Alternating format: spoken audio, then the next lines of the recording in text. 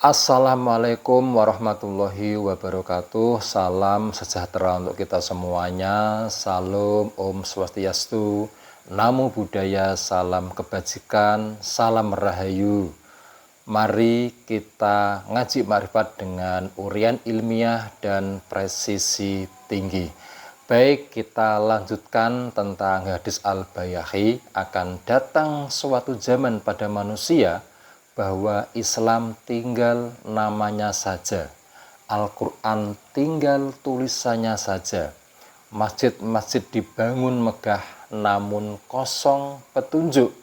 Ulama mereka adalah makhluk yang terjelek yang berada di kolong langit.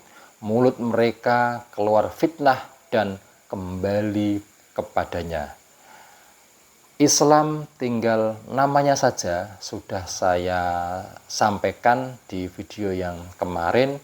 Pada intinya itu manusia ini tidak lolos syahadat, jadi gagal masuk Islam. Kemudian kita bahas tentang Al-Quran tinggal tulisannya saja. Al-Quran Mushaf yang ada saat ini itu adalah merupakan catatan Nabi Muhammad ketika menerima wahyu dari Allah. Entah berupa peringatan, entah berupa tentang perintah, tentang akidah, syariah, akhlak, janji, hukum, kabar gembira, dan lain-lain. Jadi seharusnya manusia itu melaksanakan apa yang menjadi perintah itu, peringatan itu, bukan malah mengulangi kata perintah itu. Contoh ya, yang paham bahasa Arab silahkan baca Arabnya, yang tidak paham silahkan baca artinya atau tulisan Indonesia. Itu enggak ngaruh ya, yang intinya itu paham isinya. Contoh pada surah At-Taubah ayat 128, laqad ja'akum rasulun min anfusikum, dan seterusnya. Sungguh telah datang kepadamu seorang rasul dari kaummu sendiri. Ayat ini memberi kabar ada seorang rasul di kaumnya.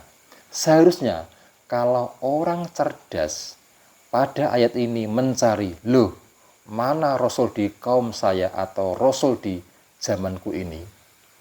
Kemudian contoh yang kedua, surah Yunus ayat 2. Pantaskah manusia menjadi heran bahwa kami memberi wahyu kepada seorang laki-laki di antara mereka.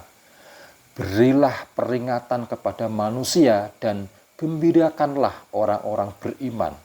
Ayat ini juga memberi kabar ada seorang laki-laki yang diberikan wahyu di antara mereka.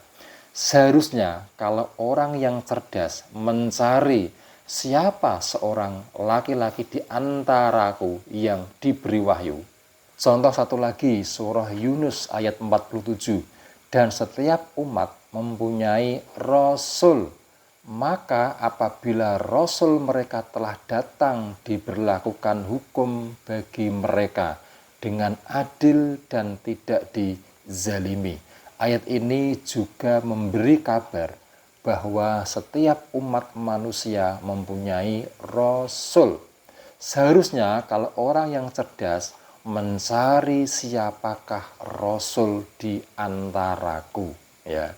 Itu yang seharusnya Anda cari, bukan malah hanya dibaca saja dengan mengharap pahala per hurufnya, berlomba-lomba untuk merdunya, fasihnya, tafsirnya sebagai bahan perdebatan, tetapi tidak paham apa yang dimaksud di dalamnya.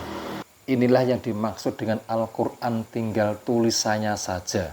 Apalagi tahu tentang kitab qadim, kitab yang tidak tertulis tetapi bisa dibaca, kitab yang tersirat, kitab yang suci yang berada di Lauh Mahfud, kitab yang tidak tersentuh kecuali jiwa-jiwa yang disucikan, yang dibawa oleh seorang utusannya secara estafet. Mana paham ini Anda? Tetapi saya doakan semoga Anda tercerahkan.